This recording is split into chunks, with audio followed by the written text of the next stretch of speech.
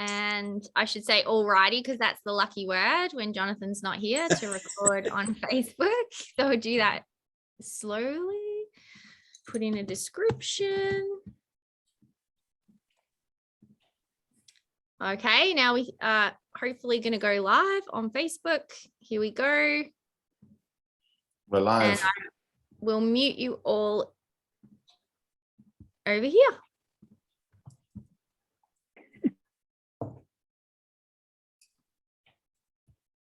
I actually unmuted myself. Welcome everybody to Lip Balm issue 92 and 93. This is going to be the Tupelo Books weekend, and we're very delighted to welcome today as our featured readers Chloe Honum, Corey Van Lingdam, Maggie Queeney, Michael Haight with Cutter Streetby, Cindy Savett, and Tyler Mills. Thanks so much for joining us. And of course, tomorrow we continue the Tupelo Books weekend with Sean Singer, Ileana Roca, Lawrence or Larry Rabb, and Nicholas Rigger-Court. And we hope you join us tomorrow as well at the same time. And now we shall commence with our usual proceedings, which is the three co-hosts reading a short poem of their own. Jonathan isn't able to be with us tonight, but I believe he'll be here tomorrow. But Jonathan founded Unlikely Stories in 1998. Unlikely Stories is an electronic journal of literature and art. Since then, he's lent editorial and management assistance to many literary and artistic ventures, including the New Orleans Poetry Festival, Rigorous, the Journal, and Big Bridge, the Journal. In 2005, he founded Unlikely Books, which publishes 3 to 5 books of poetry a year. He's organized literary performances and performed himself across the United States. His poetry books are A Last Chap from Virgin Press, Blood and Salsa and Painting Rust, Prosthetic Gods from New Sins Press, and Standards of Saturday from Litfest Press, and the free e-chapbook Backstories, which you can download from Argotist eBooks. And tonight, Cassandra will be reading on Jonathan's behalf. Yes, I've got a wonderful one today. So in my Jonathan hat, I would like to read you Reclining Mother and Child, and it's an ekphrastic piece after a bronze sculpture, I believe. It begins, as always, with motherhood, arms and legs spread wide with great holes in the bronze to imply where one might climb back inside. The ears are better crafted than the face. The child seems easily replaceable. The hair ponytailed, perfectly soft and awesomely convenient, there when you want it and only then. Everything is so smooth, except perhaps the child, which for some reason chips when the rest of the sculpture does not, though its papoose seems indefatigably resistant to time and weather. The eyes are simple, the nipples are inverted, the limbs are so flawless they don't require hands or feet. And that one's from Jonathan. Thank you, Cassandra, on behalf of Jonathan. And now I'll introduce Cassandra, who is an award-winning writer, scholar of prose poetry, and professor of writing and literature in Melbourne, Australia. Her most recent books of prose poetry are Pre-Raphaelite, Leftovers, and Fugitive Letters. She's currently writing a book of prose poetry on the atomic bomb with funding from the Australia Council. Cassandra co-wrote Prose Poetry, an Introduction and the Anthology of Australian Prose Poetry. She is commissioning editor for Wesley Magazine. Here I am again. I always get commissioned to do some crazy pieces here in Australia. And most of you know I often write about sex because I like writing about women and sex. But today I have a piece on food because I was asked to write about an Australian food. And I encourage all of you to Google Neenish tarts. Neenish tarts are a little piece of heaven in a kind of a tarty biscuit thing. And so this one is kind of like the ode to the Neenish tart. I eat the pink side of a Neenish tart and leave the chocolate half on the bench for later. Brown crescent, you mistake it for half a wagon wheel and dip it into your tea. You tell me Aldi's cartwheels are better than wagon wheels. The chocolate is nicer, but I've always said that neither biscuit wheel is any match for the Neenish. Nothing can compete with the pink and brown yin-yang bicolor icing. It's better than the triple stripe of Neapolitan ice cream because the chocolate and strawberry are touching. No vanilla strip, just layers of mock cream. You can't mock cream. It's better than clotted cream and whipped cream in a can. Before we go on road trips, I Google bakeries along the way. Sometimes I get a Neenish without the layer of jam, and it's a huge disappointment. I frisbee it out of the car window. It's like a Lamington without jam. No one wants a Lamington without jam, although I secretly enjoy pink Lamingtons dipped in jelly water and rolled in coconut. But they have to have jam. Jam is always mandatory, unless it's a lemon jam tart, which isn't a jam tart at all. It's a curd tart, an imposter. Brown and white Neenish tarts are also imposters. I never buy them, or custard tarts without nutmeg. I put the remainder of your tea-soaked Neenish half in my mouth. Your tea has fatty droplets on the surface and you try to scoop them out with a spoon, but they cling to the side of the cup. After a long pause, you say, so where is Neenland anyway? Mark, I have amazing biography to read, and I hope people are going to join in. Mark Vincennes is an Anglo-Swiss American poet, a fiction writer, translator, editor, publisher, designer, multi-genre artist, and musician. He has published 20 books of poetry, including more recently, Einstein Fledermaus, The Little Book of Earthly Delights, A Brief Conversation with Consciousness, There Might Be a Moon or a Dog, just out from Gazebo in Australia, and 39 Wonders and Other Management Issues, forthcoming from Spite and Dival, and The Pearl Diver of Irumani, forthcoming from White Pine Press. I mean, that makes me exhausted reading it, and he actually wrote all of those things. An album of music, ambience, and verse, Left Hand Clapping, is forthcoming from Tree Torn Records. Vincennes is also, as you know, a prolific translator, and he's translated from, German, Romanian, and French. He has published 10 books of translations, most recently Unexpected Development by award-winning Swiss poet and novelist Klaus Metz, and which he was a finalist for in the 2016 Cliff Becker Book Prize. His translation of Metz's selected poems in Audible Blue is forthcoming from White Pine Press. He's currently working on a novel entitled The Age of Occasions, which is a little slice of brilliance, everyone. And Vincennes is editor and publisher of, you know it, Mad Hat Press, and publisher of New American Writing. He's lived all over the world, from Brazil to China to Iceland to India. He was born in the famous Matilda Hospital on the Peak in Hong Kong, but he now lives on a farm in rural Western Massachusetts, overlooking Herman Melville's Greylock Mountain, and where there are, drumroll, more cocklebur weevils, margined leather-winged beetles, and Cistercia leeches than people. That's a bit much for a Sunday morning for me, Mark, but I think I got through it. Please read us a poem. Sure. This one's called High Praise. High praise for the proletariat. Things are getting done. Stand on the highway at twilight, and as a poet of the 13th century, lie low out in the clearing. Earn your skin, or should I say skins. You get to shed them. Unwind your gaze to the cold. Is this how the story is told? High praise too for the pilgrims and their origins of history. Here too the analogisms of another future. Anything that will be, may be, unwound, unbound. Keep the flame low, they say. Earn your skin. Just learn how many times it has changed, spotted, striped, mottled, or maladjusted. Listen to this creature withdraws, that crouched thing that snores.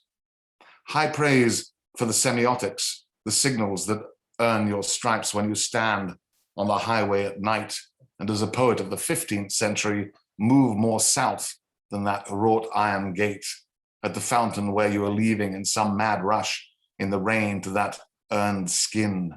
In between praise, in the crouch thing, in the everything, and the standout substance is the echo, the pursuer, the no-takers, the time bomb, the bundled for winter, the shriveled stubble, the time is my alley, the rotten in Mongolia, the time after time you know your nose, the fly on the wall. High praise for the birds, the raven or the crow, the bluebird in the snow, the ruffles of warming, feathers, or a certain refugee caught between rainstorms, the thick wrapping for winter, the buffoons, the board where useful, the all that is abundant, the granary store, the disheveled devil, the I can't stand you right now, fallow-feathered friend, the word within the eye, the dark bedroom in the rafters, the broken sky, in the flesh, beneath feather and bone. Follow your well-traveled pattern, embrace that fading away. Oh, chickadee, all the tricks of language could never betray that face. And I am now delighted to commence our evening's proceedings with Tupelo Press, and very happy to hear from Chloe Honum, whose most recent poetry collection, The Lantern Room, came out in January from Tupelo Press. She is the author of The Tulip Flame, which was a finalist for the Penn Center USA Literary Award and the chapbook Then Winter. Her poems and essays have appeared widely, and she is the recipient of a Pushcart Prize and a Grimshaw Sargison Fellowship. She was raised in Auckland, New Zealand, and currently lives in Waco, Texas, where she is an assistant professor at Baylor University. Welcome, Chloe. Thank you so much. Thank you so much to all of you for being here. Thank you, Cassandra, and everybody at Balm and Christina for organizing. It's a real honor to be reading alongside my fabulous pressmates and with you all. I'm going to read a handful of poems from The Lantern Room. Let's see. Okay, I'm going to start with a couple of poems that are road trip poems, or kind of on the road poems, the kind of driving when driven across the United States a number of times, and the kind of driving where you're not sure where you're going to stay at the end of the day, and you kind of drive as far as you can, and then you find find a motel and you're not really quite sure where you are. That kind of driving and traveling. I have a few poems about that. So this one's called At the Dollar Save in Magnolia, Arkansas. I stand in the doorway and the rain empties its hands into my hands. The July wind plunges its hands into a rummage sale of heat. The dogwood puts its hands behind its back and lowers its blossoming head. The field can't read the green reminders written on its hand. Sitting by the pool, painting her nails, a teenager blows on wet red moons at the end of her hand. Across the street, by a gas station, a man holds a cardboard sign that says stranded in a wobbly hand. Dead sparrow on the concrete. This is not the place to wake unnameable wants. Yet there you are, your feathers rippling a little as the pink dusk changes hands. I'll read another one from that series, I guess, in the book. This one's called Stopping by a Gas Station on the Third Day of Driving Across the Country. In my mind, it was a bit of a riff on sort of stopping by woods on a snowy evening, but this is a gas station. So stopping by a gas station on the third day of driving across the country. When I close my eyes, I'm back in the dream, diving to the bottom of the lake in which he loved me. When I open my eyes, it's October in Arkansas in a brightly lit aisle of a Love's gas station. I concede. If silence is all he offers, then I am thirsty for his silence. Outside, the air is still and cold, with mist thickening in the trees. Pumping gas, feeling the handle pulse. Who was he that even now his silence gives the note I tune my voice to? Trucks shudder right through it, then clouds swoop low, tasseled with blackbirds.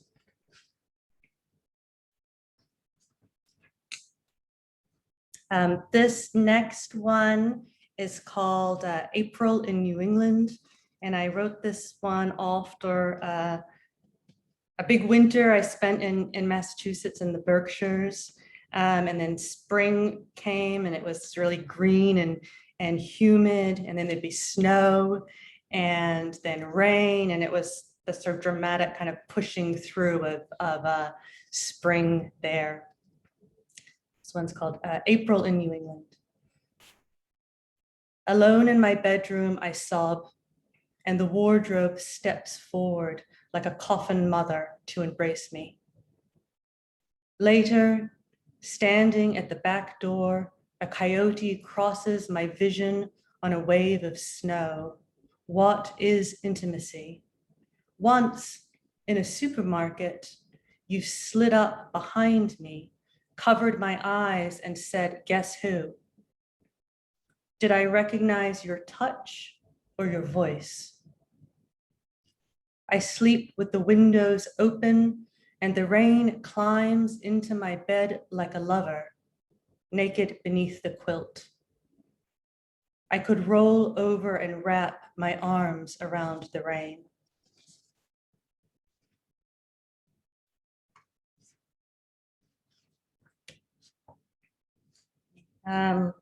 Going to read one I haven't read before. And it's in my first book, I wrote a lot about my childhood in New Zealand, and I didn't do that in this collection, except for this one poem. Really, it kind of found its way in. So I grew up in New Zealand. I had this beautiful garden full of colors and scents and textures, and beautiful, beautiful place. Also my mother had problems with substances, so that was often present as well. And this one's called Nightfall in Spring. Nightly, the smoke from the neighbor's incinerator pawed the air in our garden. Black flecks of newspaper settled across the violets.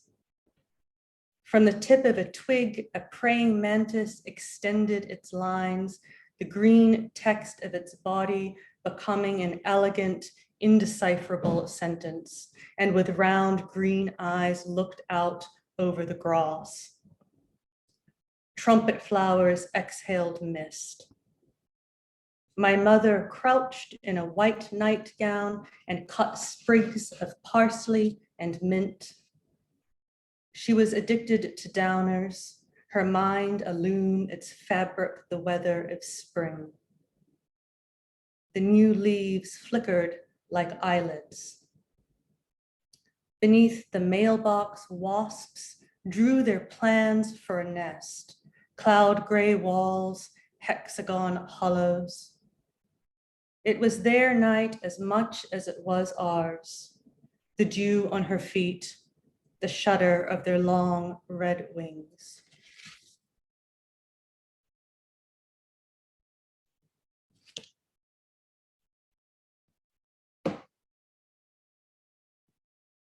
Okay, let me see. Okay, so this next one is maybe my personal favorite to read, because it's called Phoebe, which is the name of my Labrador. I have an 11-year-old Labrador named Phoebe, and this one's titled for her, and she is just a protector and guarder and carer. Is amazing. Yeah, Phoebe means bright and shining. It's her name, and she's also with a lot of dogs, a really amazing sleeper. When she sleeps, she can drop very quickly into big, adventurous dreams in which she is running and woofing in her sleep. So I'll read this one. This is called Phoebe, that I wrote after a big winter that we went through together. Phoebe. At the clinic, a nurse taps my veins and they find their tiny voices. Blood sweeps into the vial and a chunk of snow slides from my boot. The shine on the linoleum floor is brutal, but no one is saying so. Outside, it is both noon and evening, as if winter were trying to be giving. In the parking lot, a hooded woman. You want to know what I believe? I believe my dog would come between my death and me, that she would come, huffing and shaking all over as her dreams allow.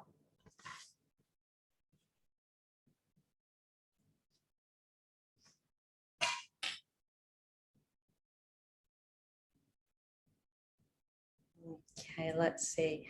I'm going to read just one last one. I'll end with this poem. It's called Document, and this one is unique for me because I actually drafted this poem, the very first draft of it, as the action in the poem was happening. So it was almost like I've never really had that experience ever before, but I had gone, this is in 2019, I was in Auckland, and I had gone to this beautiful museum cafe to write. And so I was writing something completely else, just drafting and sort of trying to, get writing and working on something, completely different. And it was this, really beautiful courtyard I was looking out at. And suddenly this rat appeared. It was kind of wandering around the courtyard. And I just sort of started taking notes on this rat. I guess the other, wherever I was going with the other poem wasn't working. So I just sort of started taking some notes on the rat, thinking it wasn't really going to lead anywhere. But I did write the full first draft sitting there. I don't think I wrote it's much revision later, but the initial draft came actually as it was happening. That was a new experience. So this one's Document. Large rat in the courtyard of the Auckland Art Gallery. In daylight, what are you after?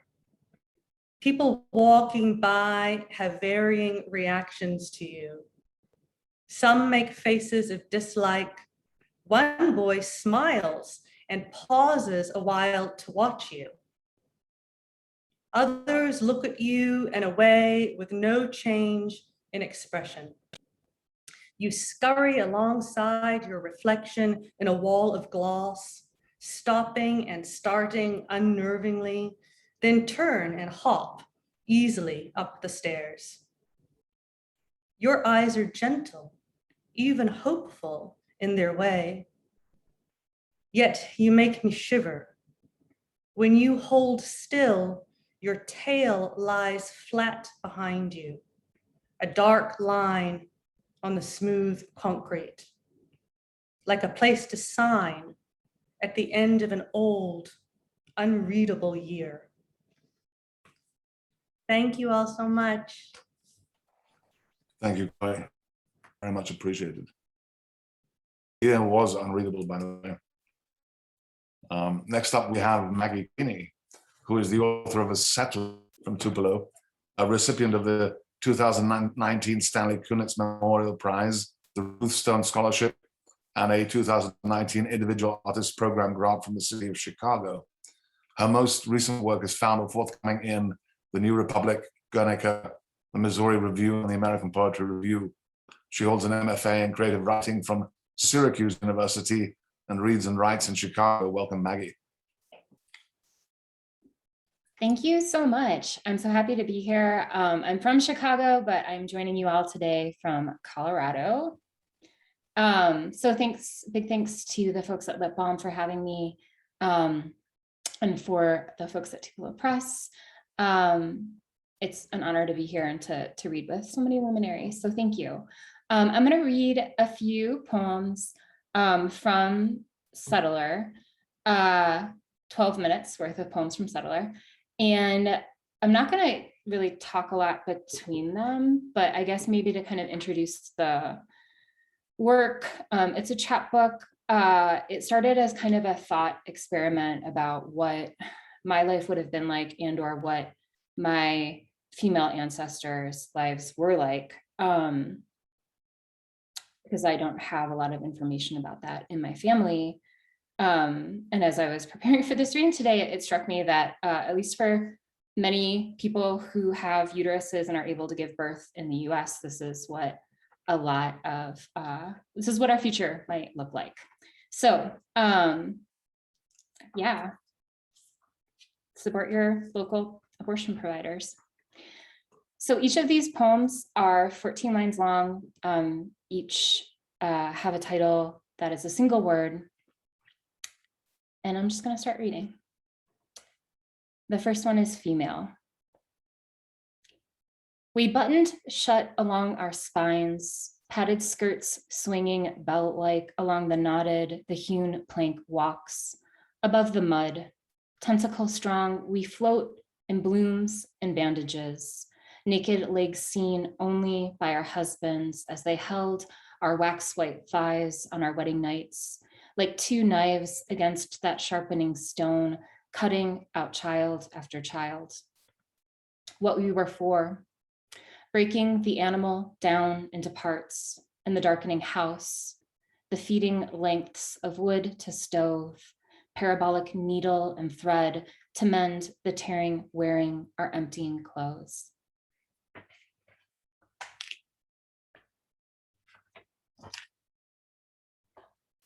This is progeny. In unsteady firelight, we studied the arabesque clouds, animated in the plates of a yellowing page to find the girl born blue, her eyes two closed lines, impersonal as print or fossils, lasted not a month, each like a dream, haunt and half recall. The river swallowed boy, his small body never found after the flood returned to earth, to the ocean where we imagined him floating asleep among baitfish and sharks, maroon shrouded, lace-like seaweed, salt glittering. He returns in nightmare, serpentine current wriggling from his mouth to baptize the floor. We caught his mud-soft hands, offered buttermilk, lard-coated bread. Our loss, part of a larger design, true, but the sky over us was always so blue and empty and unbound, clouds shielding what heaven we knew of, darkened tally of grave mounds. The shadow so swift we were forced to stare at the sun for what circled, dirt greening year after year.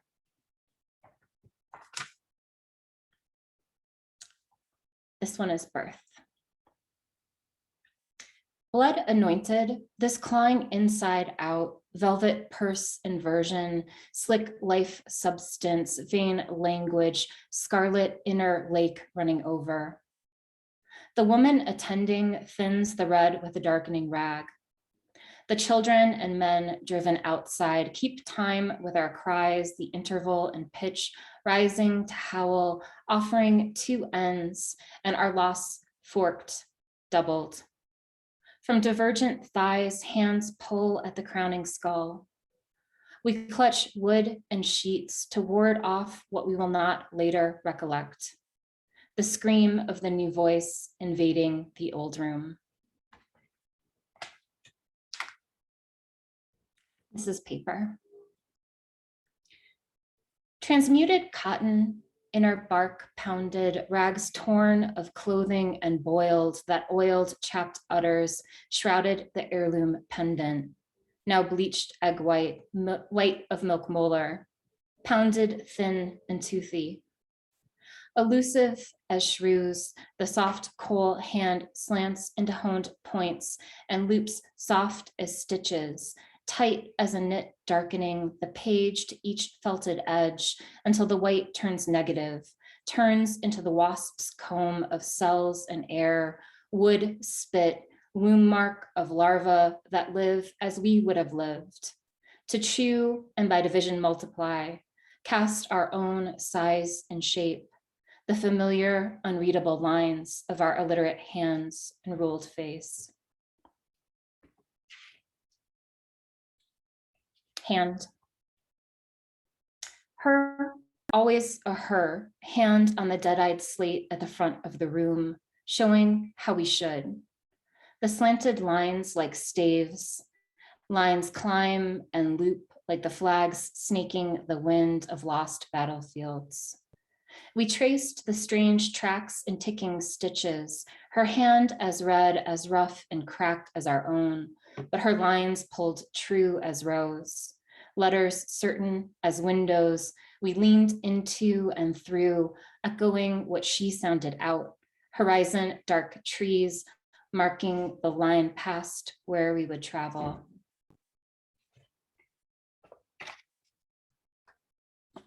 And this is cloth. These ones go fast. We're gonna read just a couple more. Cloth. We soften with our bodies the fistlets of primroses blurring into pastel burrs. The stripes bleed and netted plaid puddles into singular, unremarkable color.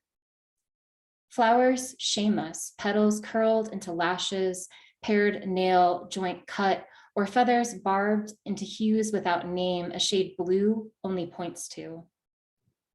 Mimic of rough walls, eyes on splintered lintels, cloaked in wood smoke, our parts separate along the seams, flatten into maps over the table.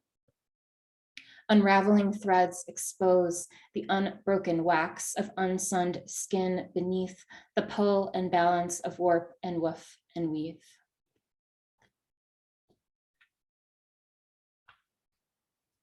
I think I'm gonna read 3 more. That seems right. 3 is a good number. 3 more. This one is called Quilt.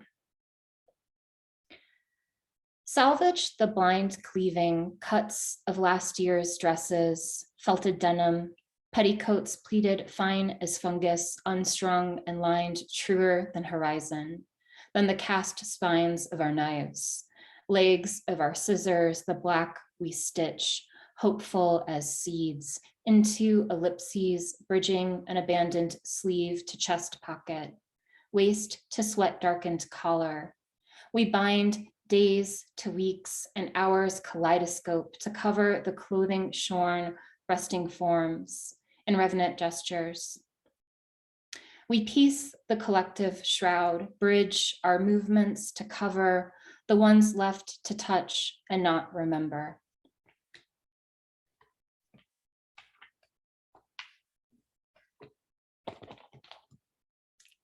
Homestead. We settled where stranded, the hollow where the horse fell leg by leg, as if descending a staircase, snake bit and frothing.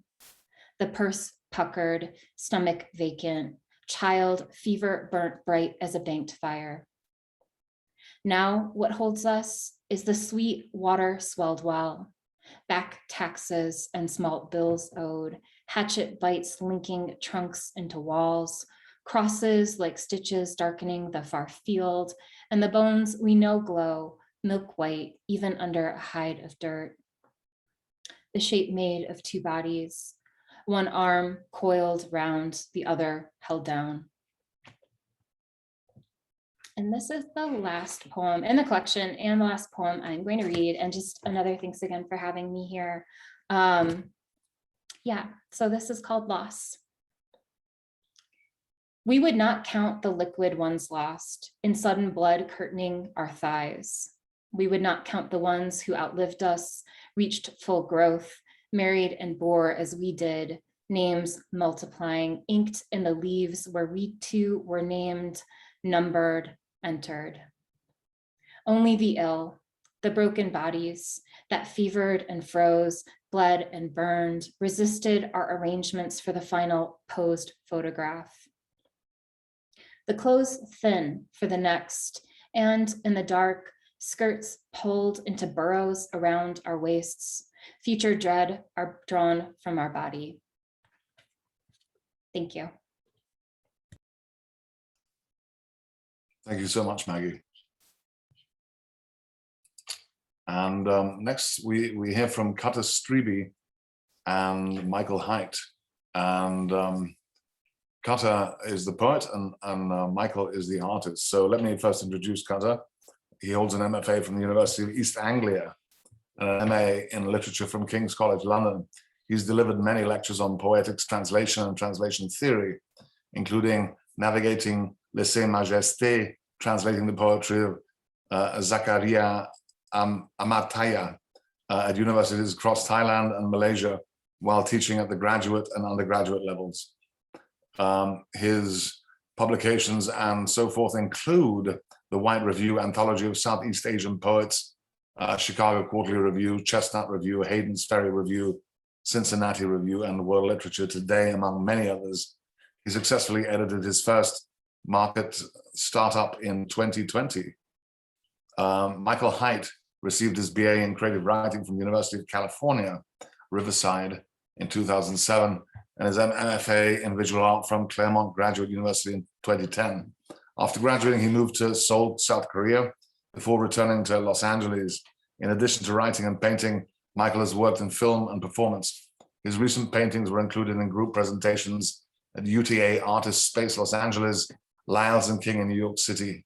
In January 2022, Michael was the subject of an exhibition called Karmic Devices at One Trick Pony in Los Angeles.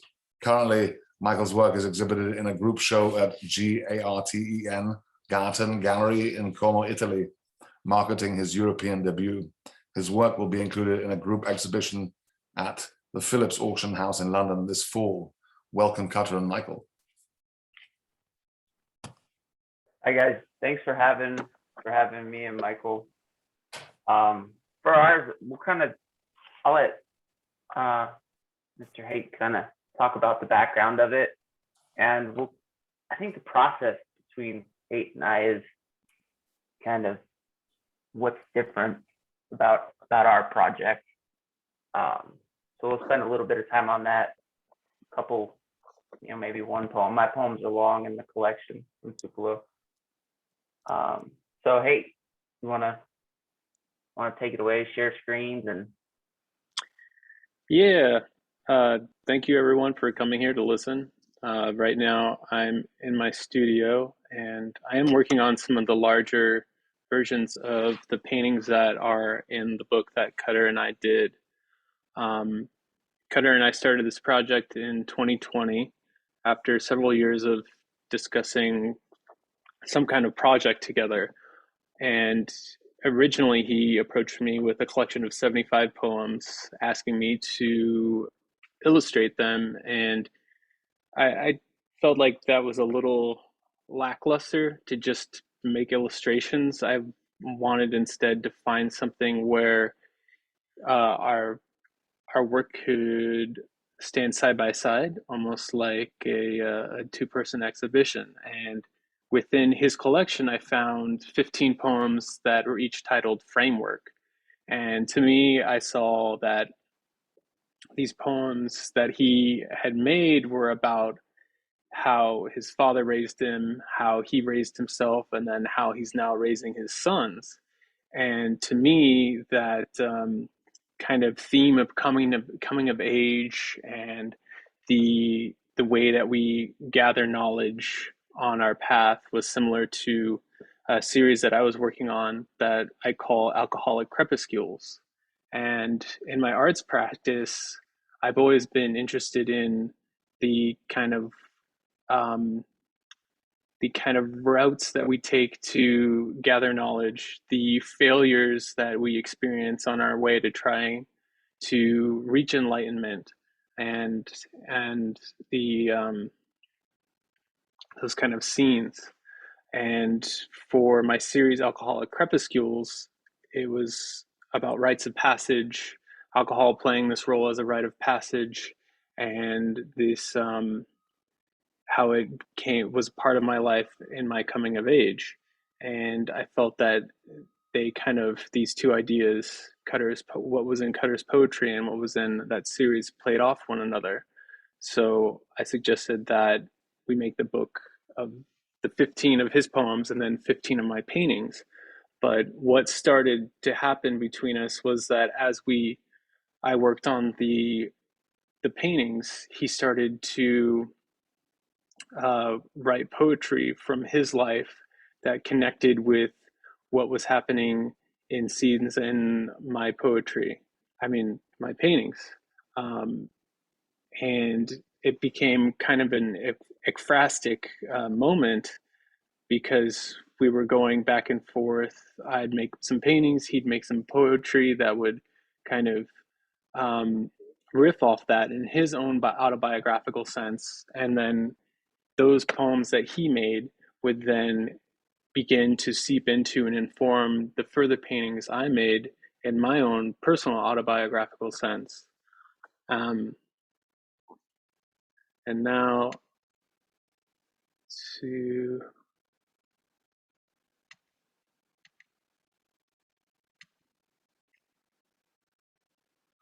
okay.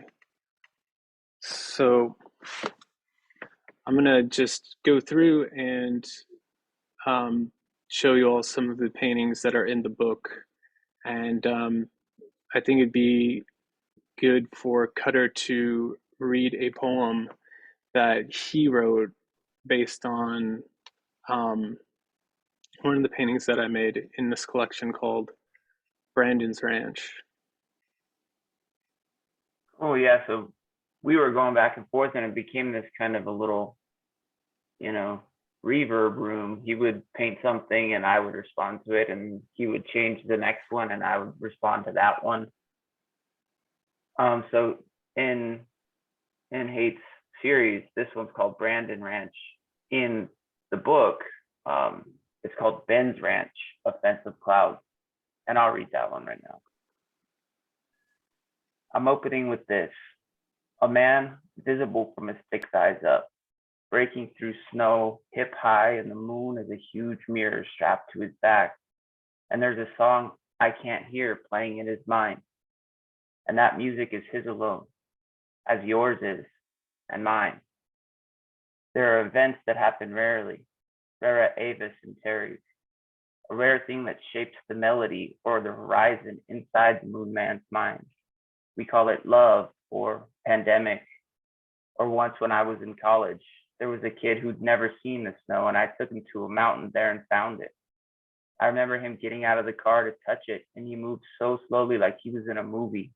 And I was surprised when he started to cry. How his tears became geometry. We don't have this in my country. Freezing out from the corners of his eyes, and I came here to learn it. We were young then, but still male, still marble. And the word I need comes from architecture and describes the raised space between the channels carved in a triglyph. Femur. Young then, still tied to muscle and limb and founded on the brittle strength of bones. We were both wrapped though, weren't we? We were. Wrapped and tendon in tears. And even writing that, I feel too maudlin. We can't have this in my country. But I've watched him bend to touch the stone. Femoral.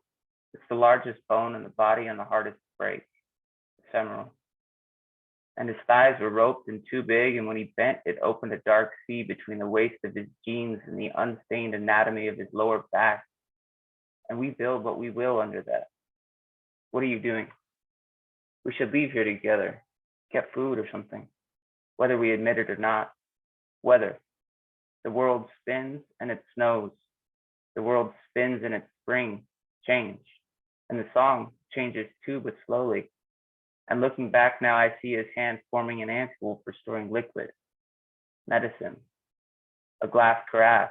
And I see our clear medium tinged with white and frozen clouds grown into a great nation of sky.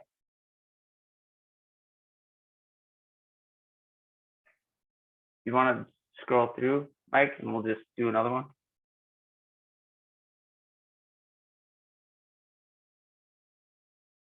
This one's called Sandcastle. Let's see what I find here, looking for nothing. Waves, shells in the sand, a new beach in a crowd of people. Our boys lost in a rhythm they don't understand. Instinct, maybe. You think the lady saw me, Dad? Push and pull, genetic. Our letters in a bottle. What will I find here looking for nothing? Below the jewel-colored clouds, I'm still here at the point of soul and body, holding, running my pen over the seams of me. Scar tissue mostly, mountains, myself writing you again. It's just another city, less busy than ours, more violent. The jewel-colored tides are the same though, pulled by the moon. Storms are the same here too, twisted by the spin of the earth. My partner now. I'm trying to settle into this relationship. I stopped talking to other people. Heat from the sun heating the clouds. You'll have to trust me, spinning the storms.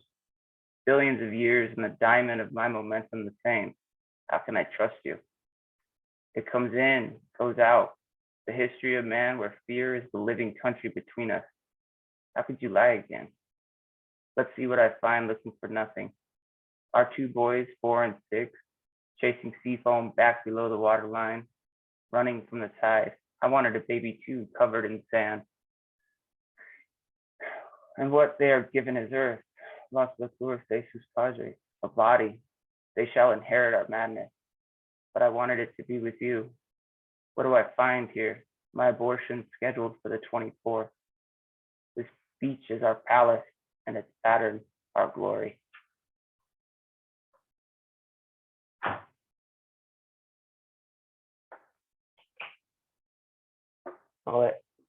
Hey, is there any way you can show us the larger images on the background of your studio and explain the progression from, because when we started this collection, Haight and I, these were just watercolor, and there were sketches for a bigger piece, and this is like 15 poems out of my giant collection that's still sitting on my shelf somewhere that I have to go send out. But since this collection was published, this is what Haight's been working on.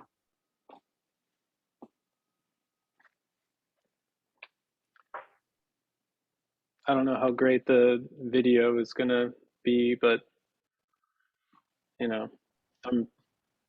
kind of painting looks better in person than on a webcam stream. Yeah. So these ones that he did, that we put in the book, what was the size on them, Michael? The originals on paper? Yeah. Or the canvases? No, the originals on paper. They were 24 inches by 18 inches. Yeah. So now it's going to its fifth iteration into, final collection stage, final large scale painting stage. That's it for me. I'll turn it back over to you guys. Hey, you have anything? Nope. Cool. I want to thank everybody again. Cool group of poets. Thank you guys for organizing and for being here. Yeah, thank you.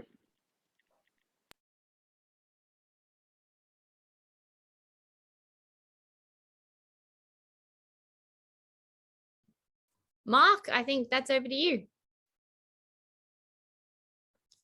I think Mark is still on mute. I can read the next person though, because I'm lucky enough to have the file that has all of the bios on it. And the next person we have is Cindy Savett, who is the author of Child in the Road with Parlor Press, The Breath with Blaze Vox Books, and the chapbooks The Story of My Eyes, Battle for the Metal Kiss, Rachel in the Temporary Mist of Prayer, and Overtures of Survival. Her work is also found in the anthology Challenges for the Delusional. The sudden death of her youngest daughter generated a fierce reckoning in her poems. Much of her writing since has focused on grief. She lives with her family on the outskirts of Philadelphia, where she leads poetry workshops for psychiatric inpatients at several area hospitals. Sounds amazing. I cannot wait to hear you read. Cindy, please read for us. Thank you. So Cassandra and Christina, thank you very much for including me. It's wonderful to be here and also an honor to read with these wonderful other poets. I'd like to begin actually with a poem by Paul Salon. So it's a very short poem with no title. I am the first to drink of the blue that still looks for its eye.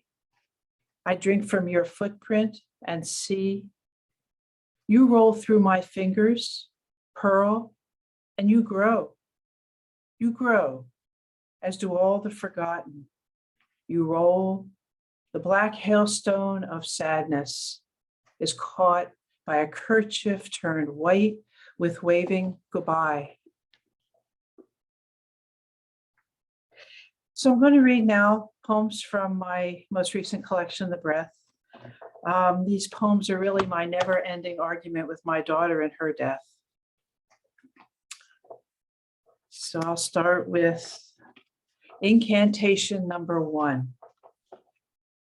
Clay child, girl child, sky daughter, you, bird child, as a feathered shine, sparrow, gold, petal girl, golden, dirt girl, my dark, oozing twin and daughter, my captain, orphan R, here brief Rachel and bloodless Rachel and bolder Rachel, used to be girl, thorny heir, wicked daughter, propped up ally, my watchman. This one's called Down the River. Through my cedar ceiling straight comes the bird child who choreographed my murmuring lips, named home the wilted ring of my bell. On winter's tongue, I paste my child's feather, wrap her in my lonesome breath, remember my kiss once hung from her neck. My house kneels in her black river, locked windows taut, her hollow beak knocks on the panes. Leaving. I hear you rumble in the softness of my fraying mouth, your barbed tongue, and fragments of my face unspool. I scrub your words from inside my cheeks, my tangled dream slips away. I wrest you from my body and its heavy remembrances, my skin that blisters, your fire fingers that scorch the nursery corners. In your blaze, my child, I am long away from you. This one's called Journey. I quicken, pass through shadow towards the mirror I found when you died. A frail boat waits. Its sails fill with your reflection. Glass slivers drape the mast. Tender planks split beneath the heft of past days. My earthen howls sink deep inside the hull. Your wild, cold likeness imprints upon my eyes. We drift till I grasp how you remain. Glorious. Rachel lingers, sounds out the curvatures of my breath with her phantom tongue, recalls past flesh and its tremble, caresses desire that sprouts from my palm, sews the notion of my eyes to her hand. I rove among my yellowed seasons, drawing her with me to the shades. My little honey child's ribbons thread through my tongue.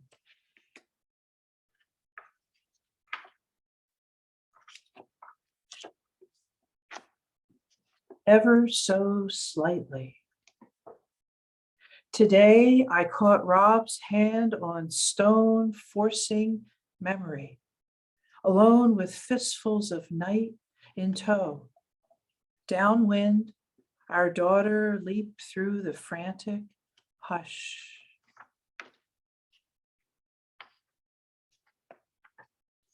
This one's called Winds of Birth. Winds of birth once blew within my ears. My child still wanders the earth, peers into my house of wolves, strays as they begin, baying, singles out rain from her single hands can catch. She spells for me her urge to fly. Each of us paints our corner in the uneasy light. She steps into the stable of vanished gods, waits for her rising. My wolves howl, summon Rachel.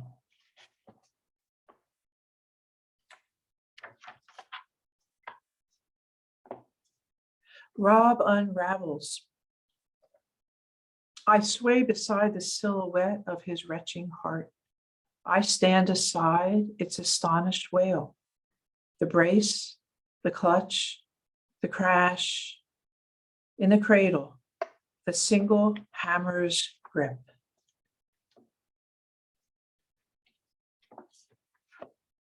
This is called Rachel, Will You Go? Once we talk, your fingers touch my closing eyes, strip, kissing sinew from your bone. Let me be now that you're canceled. Though your body's stain still spreads, fills the hush left behind. I breathe to nail shut your shade, how you rely on the unbarred door. I tightly tie our wet knot, promise you to darkness, so I may remain. Years in my marrow soon turn to mountain gray. Mother says, Rachel ascending. My spun gray hovers in the hours, still we spar, thrash, and I unravel on the hard ground of your ascent. My tangled muscles bound in the hurried field fail to root among the bent over stalks. Rush towards me, my snake arms. You crave the dark smoke of my hooded eyes, you and me locked in my clay moment. Arising, I am heavy with quivers of ruin and fear for my unsteady breath if my cunning winds quarrels with your feathered climb should miss.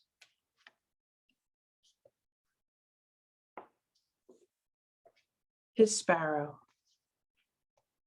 And you, the father with moist eyes, cling onto her dresses of undulant mist.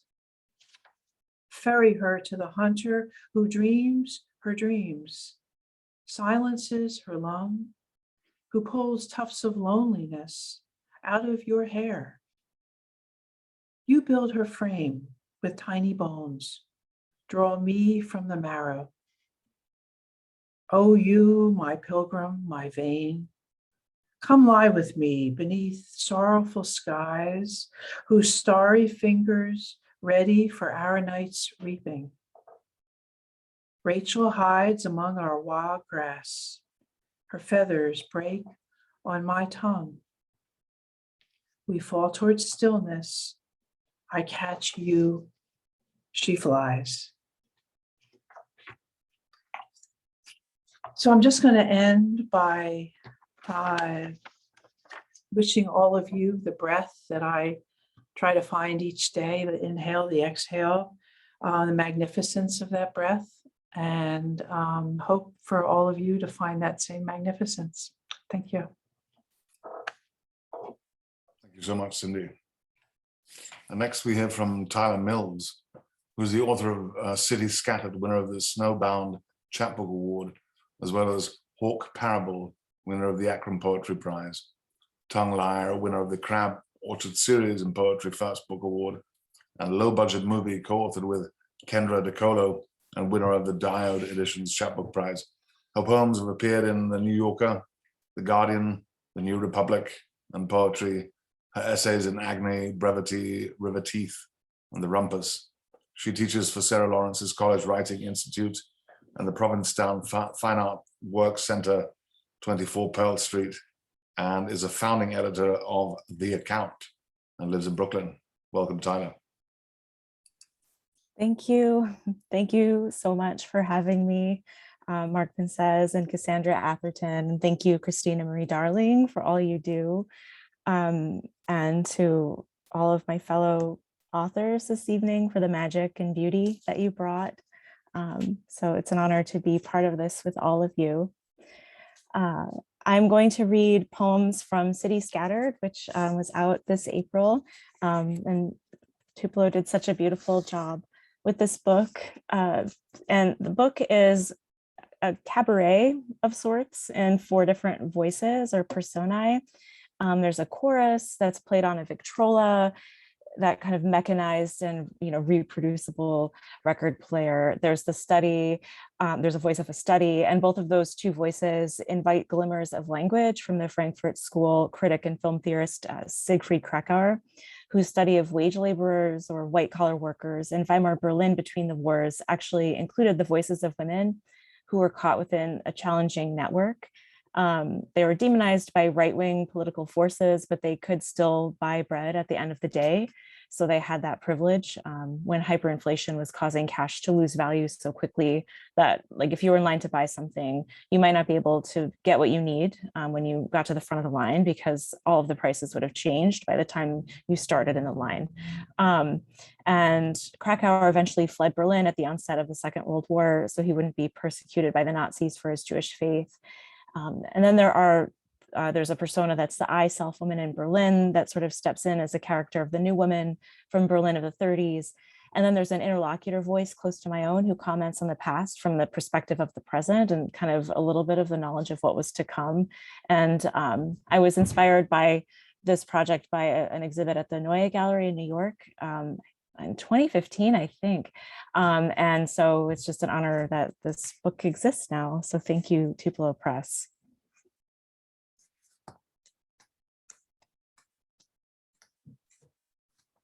I, self, woman in Berlin, 1930.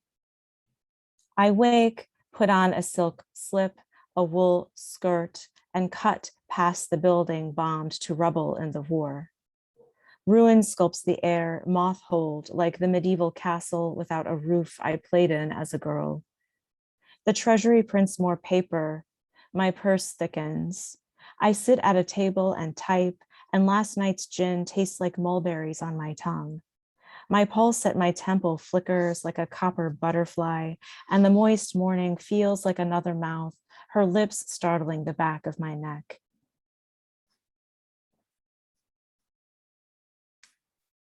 Chorus played on a Victrola. Every postcard carries its outgoing stamp. One of my friends is pregnant. They deny it, the men, the boys, deny. What floats on the surface of this? I begin singing in a passable voice, breaking out of my cage. The question is whether the image catches reality, something creative. We come to the city in search of adventure and roam like comets with our small incomes. I run away in my beret with a little point on top. After closing time, at home in my furnished room, I gulp down strong coffee then, off and away.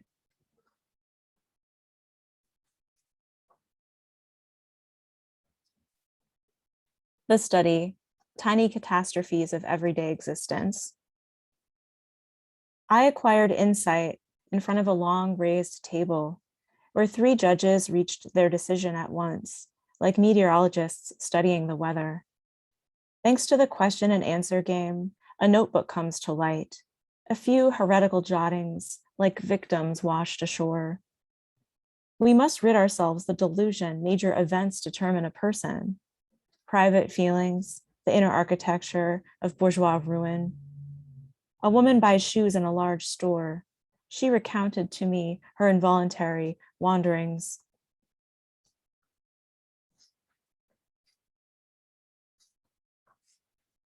I, self, woman in Berlin, 1930. Lines and lines of men in trench coats, ripped at the shoulder, splattered with mud at the hem, lean against the walls, waiting for unemployment to open, with marks in their pockets, losing value as the shadows shift.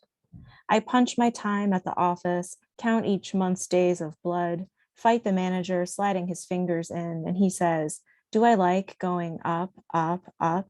gags me. And the wives of these men look straight out into the street, as though the wind would create a new morning, and I throw myself into the current. Not lucky, not lucky.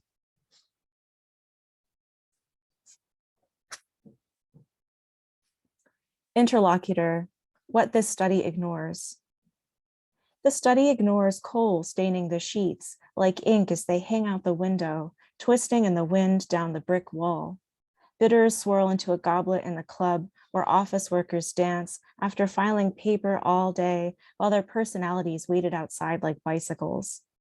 This study ignores the bubble that formed around them all like the shell of a golden egg. And how can one do an ethnography when the word wraps like string around the tissue of the intestine in the guts of the country? I've stepped on gold memorial stones in the street where mothers and fathers and aunts and uncles and daughters and sons and cousins.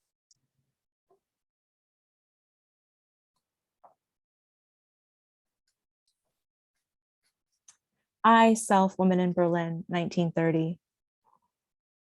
If you ask me later if I knew, the city scattered its sequins like starlight over the floors of the clubs, if the city swallowed death like the crescent of a melon, if the city coughed out coal powder swirling in the eddies of the sky, the sunset like ostrich feathers framing the face of a movie star, I would say no, no. But if you ask me if I negotiated my wages so my fingertips would not touch the trolley floor when I dropped my glove and saw the stretched tongues of the shoes chewed and stained and gapped at the heel, so I could buy a hot cross bun at lunch, though the marks shot up, though the crust shone like a new coin and could not be touched by the woman with my face, who waited until the line brought her to the front, and the dough smelled like salt water and milk, and her hands warmed the paper, were the same as the dream she whispered into the hair of her daughter when she woke her in the lapis lazuli light the night pulled into the room.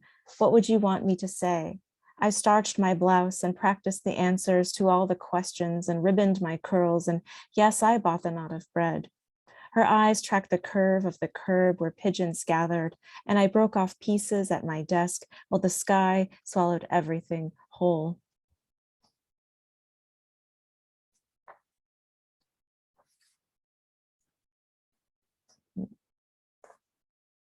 Chorus played on a Victrola. The tormentor compels the victim. I was dismissed without notice, lost in the skies of capital, no longer touched by life down below. Could I wear a schoolmaster's beard? Do I bow down to those above? Am I a cyclist? Am I in a labyrinth? I receive instructions and pass them on, lost in the dark, like the writer of this sentence. And this is my last poem. Thank you so much. Coda, more than any film. Oh, weekend. 100 reports of a factory do not add to its reality. Can the city be reproduced? Photographs of 100 views, the mosaic of single observations. I perform mechanical tasks, interchangeable, private, but I am no less a person. Thank you. Thank you so much, Tyler. At this point, I'd like to ask Christina if she has anything she might like to add to what happened tonight, for example. Yes, absolutely. I would like to thank our distinguished readers for such an incredible night of poetry, prose, and hybridity. And thank you to everyone who came out to celebrate these extraordinary writers. And I look forward to the open mic. Thank you so much, Christina. And well, so once again, I'd like to thank who read tonight, which was Chloe Honum, Corey Van Lingdam, Maggie Queeney, Michael Haight with Cutter Streetby, and Cindy Savett and Tyler Mills. Thank you all so much. tomorrow we have Sean Singer, Ileana Roca, Lawrence Rabb, and Nicholas Rigger-Court as part of the Tupelo Books weekend. And so right now I'm going to hand over to my co-host Cassandra to initiate our open mic tonight. Yes. And thank you to all the Tupelo lovely people who popped into my inbox and who I feel like, you know, we kind of shared the curation of this in the organization of the Tupelo weekend. So it's been fantastic to get to know Christina a bit more and to get to know all of you. So what a wonderful event. But, you know, open mic, I have such an affection for open mic, and we've got some great people. We've got Ronald Bremner, who's going to be first in our open mic. I'm excited about that. Ronald, are you around? Can you unmute yourself and give us some wonderful poem?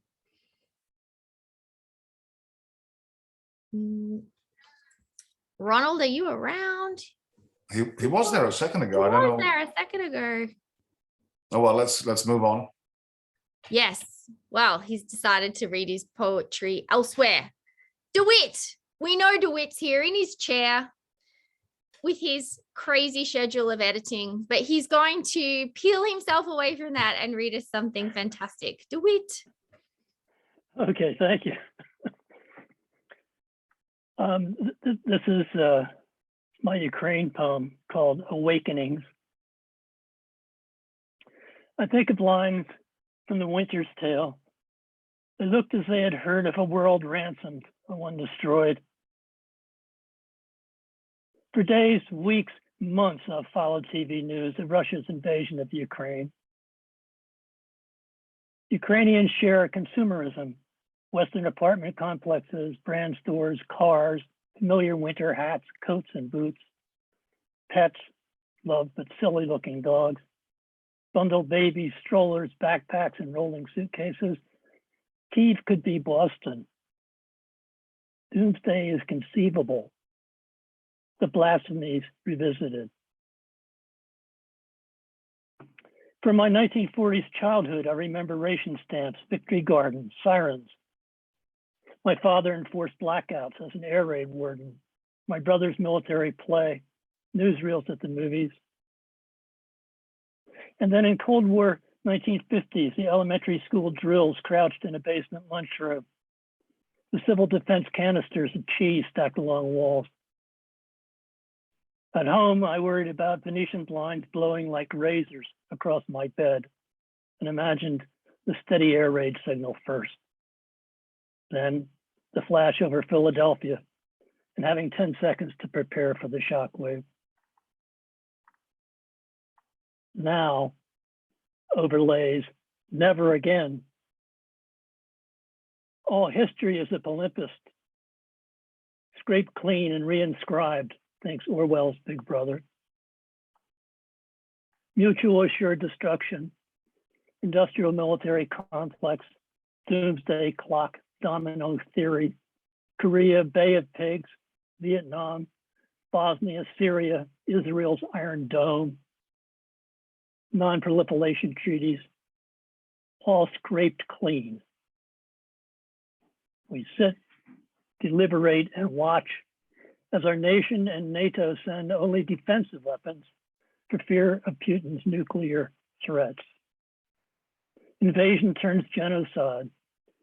Mariupol is leveled like Dresden, Hiroshima, or Nagasaki. Our eyes blur. My electrician neighbor comes and goes with his MAGA hat and backyard flag flapping, fuck Biden. His house is his bunker. In her BU dorm 10 miles away, our 18-year-old granddaughter works on an essay for her humanities class, comparing Job's deity to those of Homer. Where is justice? Her mother, our daughter, lives up the street and readies a gallery show of her works protesting racism. My son and his wife sleep late as they visit from Hoboken. Downstairs, my wife makes their daughter breakfast. More than toddling now, she brings us energy, speech, and curiosity, explores our house for treasures, captures territory, conquers hearts. Beautiful, very moving. I'm worried about the Venetian blinds like blades across the bed with little DeWitt. I can imagine that would be terrifying, but it was a very somber but very beautiful poem. Thank you. To make things slightly more absurd, I've got John Wessex, who will read for us something wonderful. Okay. Well, you know, the late Steve Cowett didn't really like my poems about physics, and so I wrote this one to make fun of him. It's called Subatomic Poetry Workshop. After the muons and electrons critiqued each other's work, a strange quark presented a poem called The Road Not Taken. "Stop right there!" the teacher shouted before the quark finished the first line. "With all your abstractions, you lost the reader in the very first line.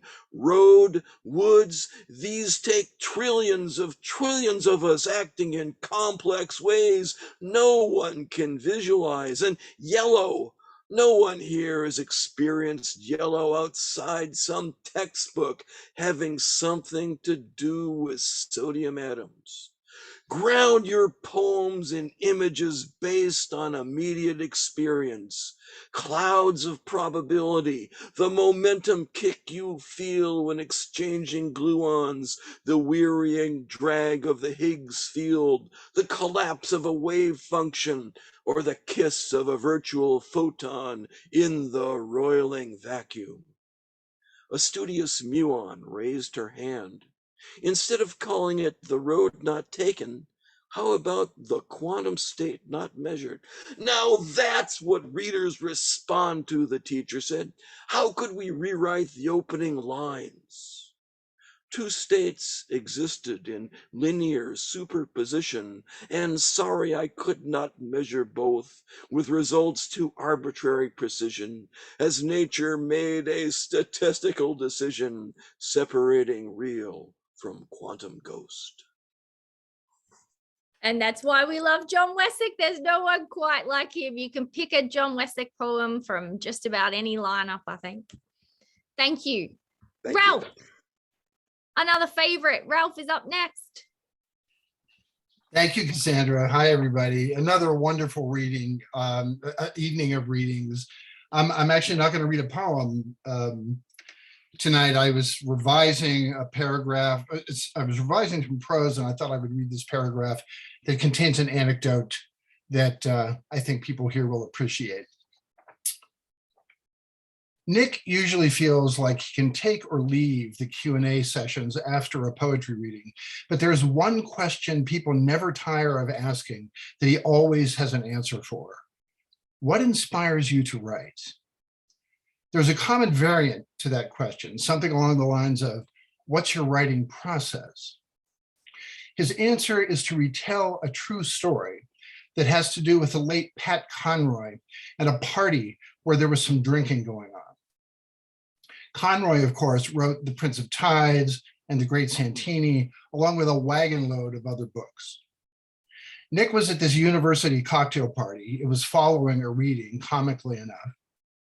And he was standing near Conroy, who was having a conversation with a faculty member, when a woman appeared at Conroy's elbow.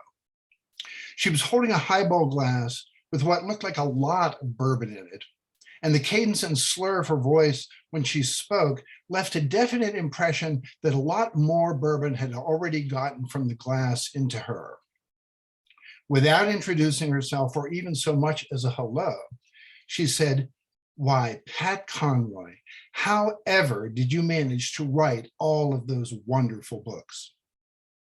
Conroy shifted his gaze from the faculty member to the woman for the merest moment and said, "Ass in chair." He then continued on with his interrupted conversation. Nick loves telling this story. Who wouldn't?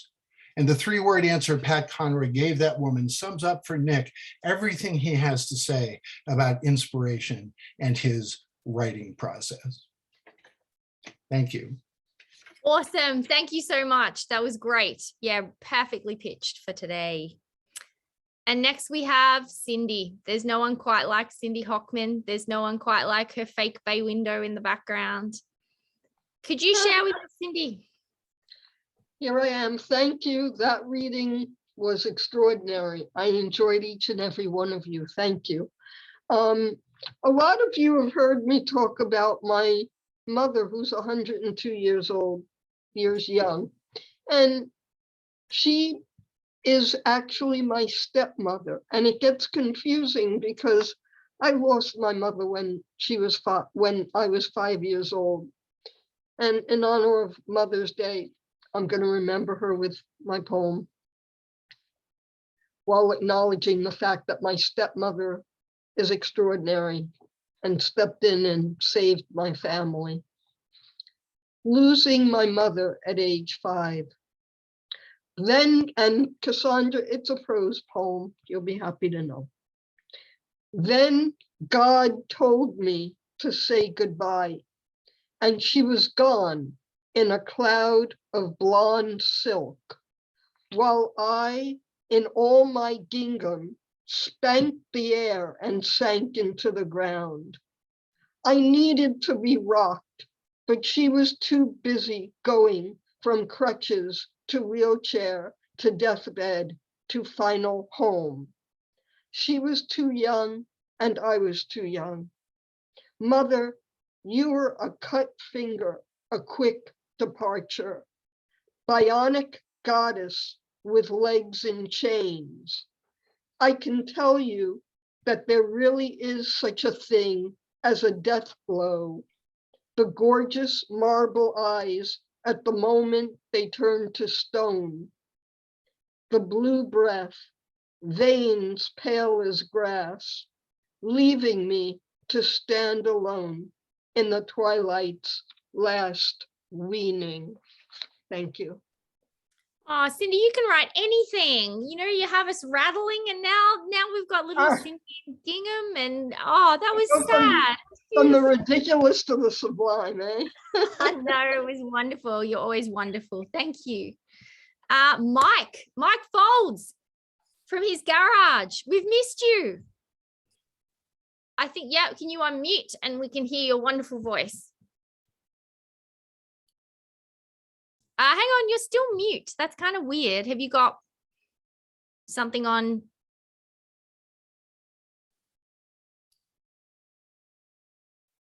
Now you're muted. Now you're muted. Now try. No, we can't hear you. That's weird. It must be in your properties. I see that Ronald's back. I'm going to get him to read while you fiddle with your sound, and hopefully we can hear you. You might have to go to well, you could be on mute on your keyboard. I do that all the time because I get really bored in my work meetings. And so I mute people and do other things. It gets me in trouble, but it could be a keyboard or it could be somewhere in your Zoom properties. But I see Ronald's back. So he went away to rehearse his poem. So it's perfect. Now he's back. So Ronald, can we get a poem from you and I'll come back to you, Mike. Okay. I almost never write prose poems, but I have one here. Yes, I mean, we're converting people one at a time to prose poetry. I love this. This one's going to appear in Patterson Literary Review number 50. Awesome. It's called "I Have Never Been Able to Write About My Mother." I've never been able to write about my mother, which confounds me because I was closer to her than to any of my siblings or to my father. I was the one she fussed over, worried about, expected great things from. I was her star. My father, who kept mostly to himself, would sit with me in the mornings before school and his work, but rarely offer a nugget of what he was thinking. But Mom was an open book, a woman you laughed with and cried with. Someone might say that such was my dad's Scottish ancestry versus Mom's Italian. But other relatives on my father's side were quite garrulous, while others on my mother's side were close-mouthed. And yet I write endlessly about my father, about his hard life and hard roofing work I explore his insides, his fabulous artistic abilities, the songs he loved, his interests. But my mom, as much as she poured out her love to us, as much as she devotedly questioned and answered with us, I can't come up with anything to write. I only know 2 of her favorite songs. I should be able to write of her early life in the railroad rooms of the apartment building in Jersey City, owned by her non-English speaking immigrant father, whose odyssey I've been able to get on paper. Should cover the lonely time with her infant son, my brother Art, while my father was warring in Europe. Or the life at home, while her children were at school and she spent her days cleaning and cooking and kibitzing with her sisters in the same suburban town. The boredom or economic necessity that drove her to seek part-time work. The heart attacks that changed her life drastically and forever. The unhappiness with the house that she was stuck in for 30 years and her unfulfilled desire to move. Her incredible ability to organize that house, to people the rooms with the perfect furnishings and art, and to keep every single room spotless. The last thing being what defeats me so badly. Mom, why can't I write about you? I guess despite all your love and your care, I never knew you. And I am frustrated that I can't honor you more. But maybe this little piece will help both of us. Wonderful. I think it will. And as I live in the future, it's actually Mother's Day here today because it's Sunday. So I'm obviously loving all of the tributes to mothers and grandmothers.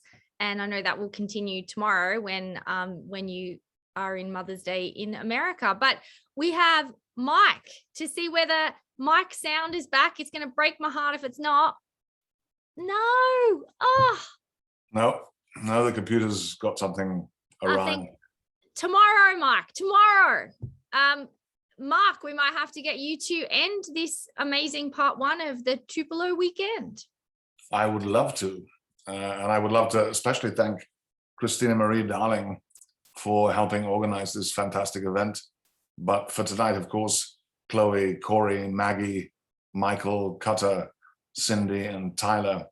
And tomorrow, don't forget, tomorrow, same time, same bat channel, we have Sean Singer, Ileana Rock, Lawrence Rabb, and Nicholas Rigger-Court. And to end, I think I'm just going to read the last poem of my new book that's coming out in September. It's very short. It's called Astral Plains After Moon Dance. As yet unapprehended, they stand in time. They dance on the rivers, their million eyelashes, like seabirds, casting themselves down upon the sea.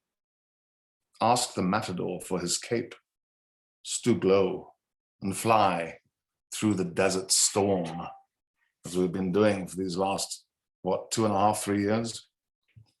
Love you, everybody. Poetry and love. See you tomorrow. Thank you. Peace, love, and Tupelo.